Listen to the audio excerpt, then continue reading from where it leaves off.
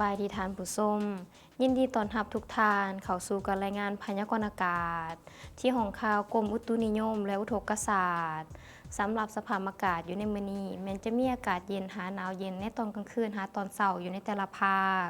ต่อไปให้มาติดตามแผนที่อากาศนำกันเลยอากาศเย็นที่ประเทศจีน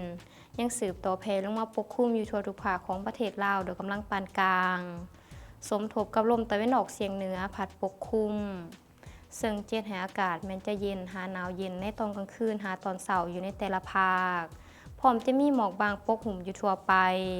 และมีลมพัดแรงอยู่บางท้องถิ่นทั้งภาคกลางลงหาภาคใต้ต่อไปให้มาติดตามเบิ่งสภาพอากาศอยู่ในแต่ละภาคนำกันเลยภาคเหนือด้านตะวันออกอากาศหนาวเย็นพร้อมมีหมอกหนาปกคลุมในตอนเช้า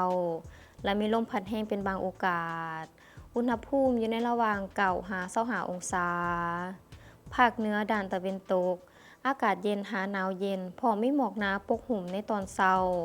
และมีลมพัดแรงเป็นบางโอกาสอุณหภูมิอยู่ในระหว่าง11 หา 32 องศาที่นครหลวงเวียงจันทน์อากาศเย็นพร้อมมีหมอกบางปกคลุมอยู่ทั่วไปในตอนเช้าและมีลมพัดแรงอยู่บางบริเวณอุณหภูมิอยู่ในระหว่าง18 หา 32 องศาภาคกลางอากาศเย็นหาหนาวเย็นในตอนกลางคืนหาตอนเช้าพร้อมมีหมอกบางปกคลุมอยู่ทั่วไปและมีลมพัดแรงอยู่บางท้องถิ่น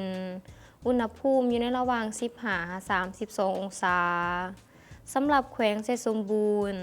อากาศหนาวเย็นพร้อมมีหมอกหนาปกคลุมในตอนเช้าและมีลมพัดแรงอยู่บางบริเวณ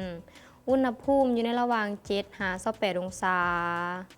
ภาคใต้อากาศเย็นในตอนกลางคืนหาตอนเช้าพร้อมมีหมอกบางปกคลุมอยู่ทั่วไป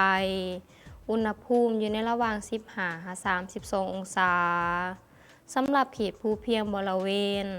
อากาศหนาวเย็นพร้อมมีหมอกหนาปกคลุมในตอนเช้าและมีลมพัดแรงเป็นบางโอกาสอุณหภูมิอยู่ในระหว่าง10 หา 26 องศาท่านผู้ชมที่เคารพมาฮอดนี้การรายงานพยากรณ์อากาศก็ได้หมดเวลาลงแล้ว